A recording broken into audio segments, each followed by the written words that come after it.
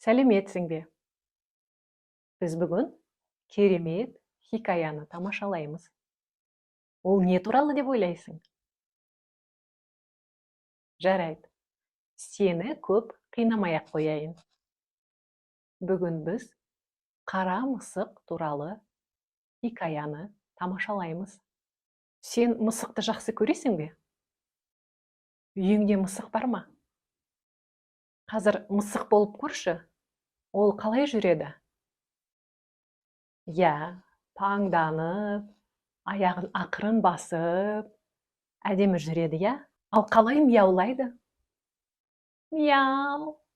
Дұрыс айтасың. Мияу деп мияулайды. Сен мысықтың досы болсаң, оған қандай көмек керек деп ойлайсың? Оны білу үшін қыздар дайындаған қойылымды тамашалаймыз. Қане кел, мысықтың басынан кешкенін бірге көрейік. Бір ауылда қара мысық өмір сүріпті.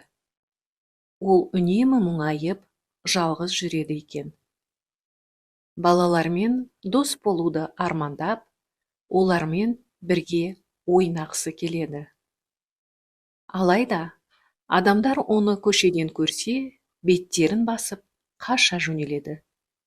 Себебі, ауыл адамдары қара мысық жолыңды кесіп өтсе, жолың болмайды деген ырымға сенеді.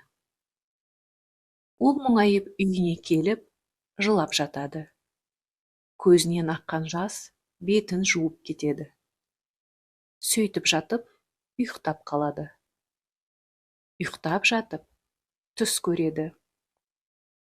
Түсінде бір сүйкімді қыз келіп, оған сүт беріп, оның досы болғысы келетінін айтып жатады. Қыз болса, мысықты басынан сипап оятады, ал мысық тәтті түсін қимай ұйықтай береді. Бір уақытта оянып, қасындағы қызды көріп қуанып кеткен мысық сүтін ішіп алады.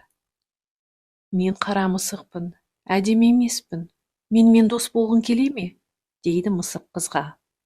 Сен қара емессің, құлағыңның ұшы әппақ, және өте әдемісің, деп қыз мысықты құшақтайды.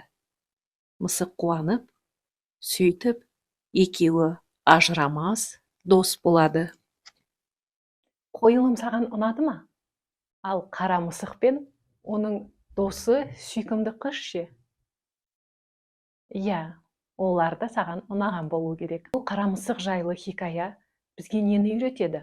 Қара мысықты түріне қарап, оны жаман деп бағалау дұрыс емес.